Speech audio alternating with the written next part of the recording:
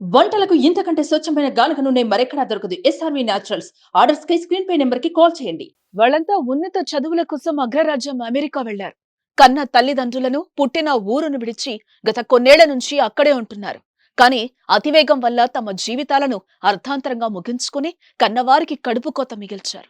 తాజాగా అమెరికాలో జరిగిన రోడ్డు ప్రమాదంలో ముగ్గురు భారతీయ విద్యార్థులు మృతి చెందడం తీవ్ర విషాదాన్ని నింపింది.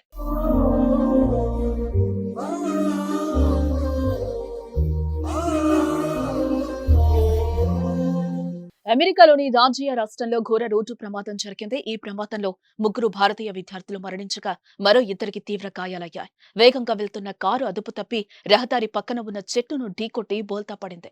కారులో ప్రయాణిస్తున్న శ్రియ, ఆర్య తీవ్రంగా గాయపడి ఘటనా స్థలిలోనే మృతి చెందారు.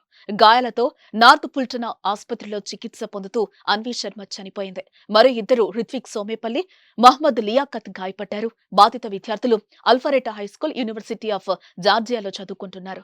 ప్రమాద సమయంలో కారును రిత్విక్ నడిపినట్టుగా పోలీసులు తెలిపారు. ఈ ఘటనపై కేసు నమోదు చేసిన పోలీసులు దర్యాప్తు చేపట్టారు.